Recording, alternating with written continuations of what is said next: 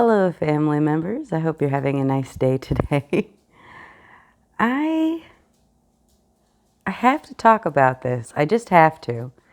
Um, Yesterday, new video came out by Dan Olson, and I watched it, and I thought, I don't really know what this video is about. And so I've watched it like, I don't know, 4 more times, and I think I might have it figured out, but it's it's an interesting thing. So, okay, start here. I don't really have the same background as a YouTube viewer as a lot of my contemporaries or the people who are, say, half a generation behind me. In the very early days of YouTube, I was on there a bit watching, mostly animations and, parody music videos and things like that. But I just didn't really watch much in my 30s. I, was out hiking or working or hanging out with my friends or whatever. Like I didn't have a computer and all that time. And, I just kind of fell out. And I didn't really start watching YouTube a lot until I got cancer in 2018. When, I was off work and I was doing chemo, I had a lot of spare time. And so I started watching things like, mostly like a SciShow or maybe like Watch Mojo, definitely a little more polished content mill ish, although SciShow I wouldn't say is a content mill. It certainly is a fairly efficient content producer, but I do think that they put enough care into their videos that calling them a content mill isn't really appropriate. But, like Watch Mojo certainly was. And so I can't tell you exactly when I became familiar with the, sort of bread tube people. I'm sure that I was first aware of Lindsay Ellis. I can tell you that. But where it went from there, I don't know. But sometime after I got sick, I started watching, H Bomber Guy and Dan Olson and ContraPoints and, a lot of those sort of left-leaning YouTubers that, make these long, complicated videos about very deep topics and philosophy tube, things like that. And it's been interesting watching some of their content, especially with Dan, because Dan Olson doesn't just deconstruct mainstream media, he also deconstructs obscure media and other YouTubers' media, There was a video of his, the Nostalgia Critic video about the wall, that I tried to watch it several times and I couldn't get into it. I didn't know who the Nostalgia Critic was. And, I didn't know who James Rolfe was. I didn't know about the Angry Video Game Nerd. That was just not something that was part of my life. And so, when H Bomber Guy released his video where he talked about James Rolfe, that's where I first became familiar with him. And then after Lil Joel made his video where he talked about Walker and the Nostalgia Critic and everything, and mentioned Dan Olson's video, I decided to go back and watch that too. Maybe thinking that with some frame of reference, I would enjoy it. And it became one of my comfort videos. I have these videos. I don't really get to choose them so much as my brain just decides that they're going to be comforting, and pretty much anytime they come up in my recommendations, I watch them. And so there are videos that I've watched, dozens, maybe even hundreds of times. And they're pretty random for the most part. Like one of them is the Trump trial episode of Frontline. One of them is the Micro Mouse episode of Veritasium. One of them is the climate change episode of H Bomber Guy. Basically anything Lindsay Ellis. The J.K. Rowling duology by ContraPoints. I mean, there's just so many of these videos that just somehow capture my attention and are able to kind of calm me down, soothe me when I'm in a lot of pain or having trouble with my depression or my anxiety. And Dan Olson is really a good content provider as far as making videos that'll hit the buttons, I guess, that I need from a video that's going to become a comfort video for me. He uses music well. Editing is interesting. The points are thought-provoking. And, really, when you first watch a Dan Olson video, if he's talking about a subject you haven't ever heard of before, the first viewing, he's going to be dropping things in the beginning you're not going to understand. They're going to be, they're going to work in the sense of the video, but they're going to be like references to things or punchlines that are dependent on knowing things that aren't explained until later in the video. And so when you go back and rewatch and things are contextualized for you, you completely see it differently. Good example of this is the Decentraland video, where he talks about how VR has been abandoned as a concept for Decentraland for some time late into the video, but starts the video with a bunch of people talking about a feature in Decentraland and saying, won't it be great once VR is integrated? Right there, if you knew that fact from later in the video, that's going to hit different than it does if you don't know anything, And there's a lot of videos that he does about topics that I was unfamiliar with before watching his videos. And so they work even if you don't really know what he's talking about.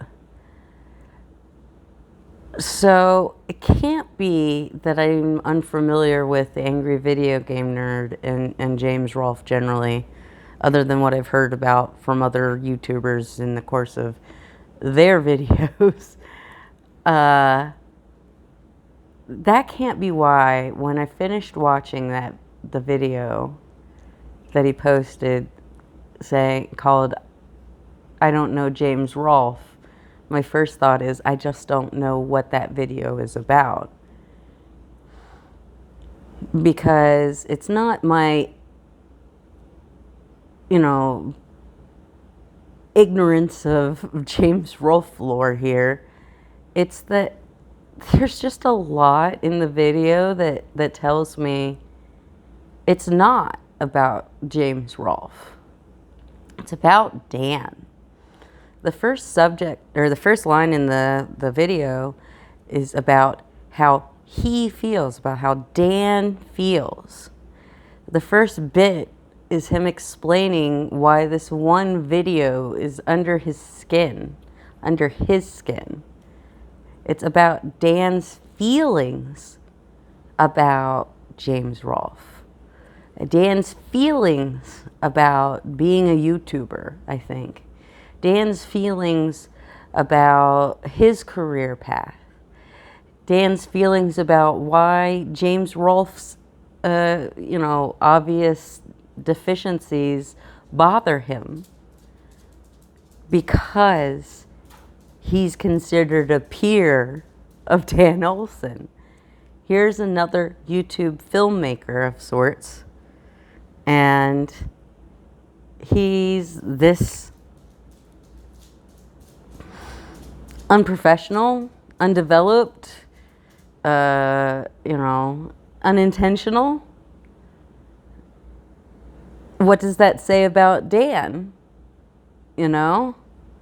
What does it say about Dan that somebody else who has the same profession as him has absolutely no respect for that profession, essentially?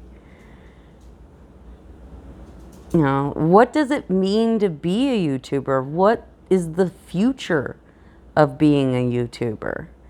The one thing that you can say about, say Dan Olson or H-Bomber Guy or Jesse Gender, a lot of these different YouTube creators is that they're not playing character. They're being themselves. And that creates these interesting parasocial relationships. But then you have people like this James Rolfe guy, apparently, who plays a character. And his identity is not what he is monetizing. His character is what he's monetizing. And the opinions the character holds don't have to be the same as his. And the thoughts and feelings don't. But when, say, Dan Olson or any other video creator who doesn't use an alter ego makes content and gives an opinion, it's their opinion. They're putting themselves on the line.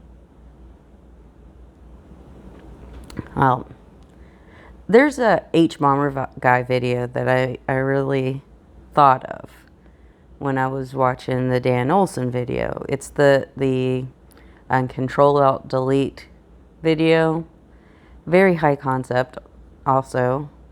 And it's about, a kind of crappy old webcomic, I used to read Control-Alt-Delete. I used to love webcomics when I was in college. I read a ton of them. And some of them were better than others. But there's very few webcomics that, if you say took the, a strip from the end of the first year and compared it to a strip from the current day, there isn't going to be a marked difference in either the quality of the art or the kind of characters and stories, because web content is somewhat free form, because there's not really someone giving you notes, because it's sort of who or what you want it to be instead of what somebody else thinks is going to make an impact. Web creators can do that. They can change the nature of their project rapidly all at once or gradually over time, and maybe their audience follows, maybe they don't, but they can make that decision, and there's no one really stopping them, And I think it's the same sort of thing. That video, the Control-Delete video by H-Bomber Guy, to me, reads as an examination of what it is to be a web creator. And an examination of the fact that the web content that we liked when we were young, at the dawn of the internet, wasn't necessarily that good. But it was made for us, and it spoke to us. And what does that mean, Why is it that we look back on some of those things and say that they were bad and always were bad, And why do we look back on some of them and say that they were good, or at least were good at some point, and fell off, or whatever? How do you judge a YouTuber or a webcomic creator? What does it mean to be any of those things? And I think that the I Don't Know James Rolfe video by Dan Olson and the Control-Alt-Delete video by H Bomber Guy are kind of existential crises in the form of video essays. I think that it's an examination of their reaction, their perception of these web content figures, which has to be somewhat surreal from the position of someone who is well known as a web content creator themselves. I don't use Twitter. I did briefly, but not very much. Never really spoke to me. Again, I just really wasn't online at the time that Twitter really took off, so it just never became part of my routine, And so there's an awful lot of, say, BreadTube lore that happens on Twitter. I think back to when there was the whole Illuminati thing, and H Bomber Guy called out her plagiarism, and she responded in a YouTube video. But he called out her plagiarism in a Twitter video. And when she responded to him, she didn't include that video. And so a lot of the people who saw her response didn't actually see what she was responding to, because that content was locked into Twitter. And anyone who wasn't using Twitter was therefore by dependent on someone, taking that content and spreading it through whatever other social media that they did engage with.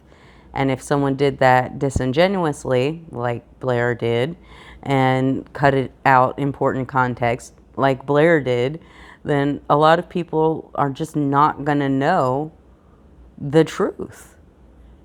Because there are parts of the internet that not everybody reaches. And I don't know, it's interesting to me to watch this video and think about,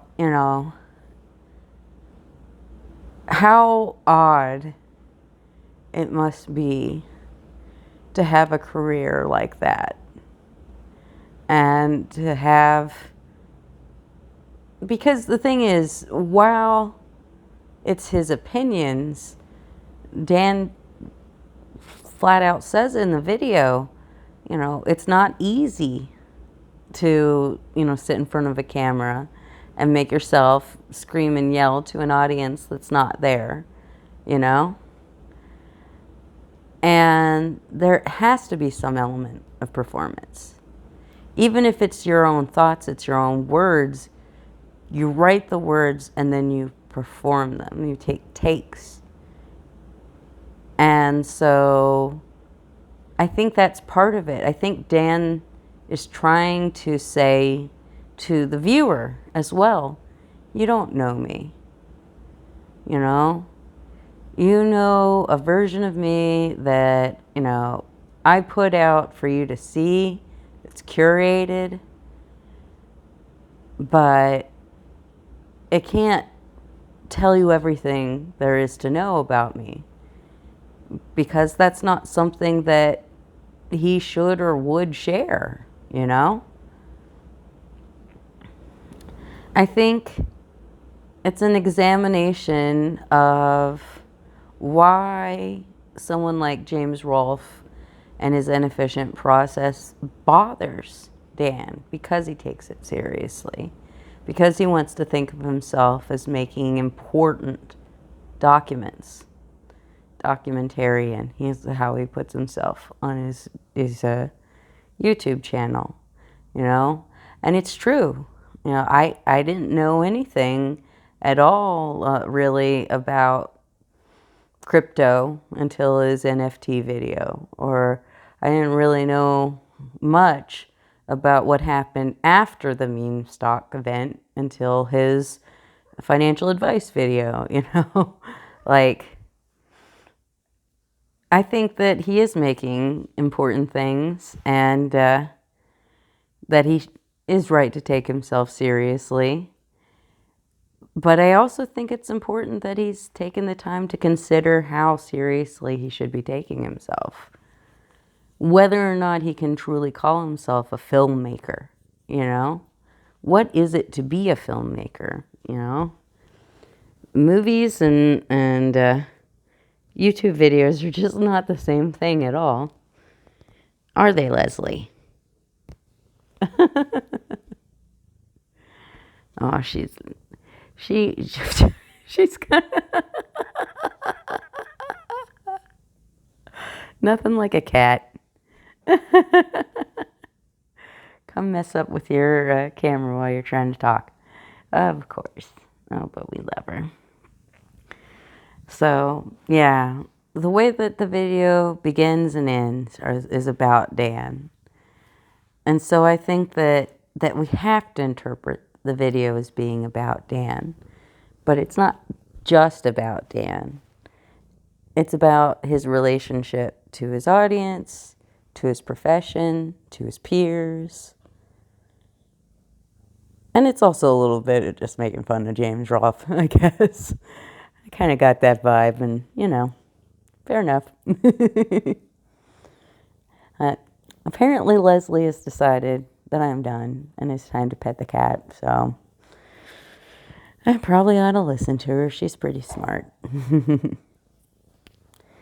Take care of yourself, family members, and I will, of course, have a link to the video I was talking about in the description, and maybe some of the other ones that I mentioned too, if I can remember. Sorry, my brain is broken. But at any rate, take care of yourself. Happy Pride. Love a cat if you have one. Bye.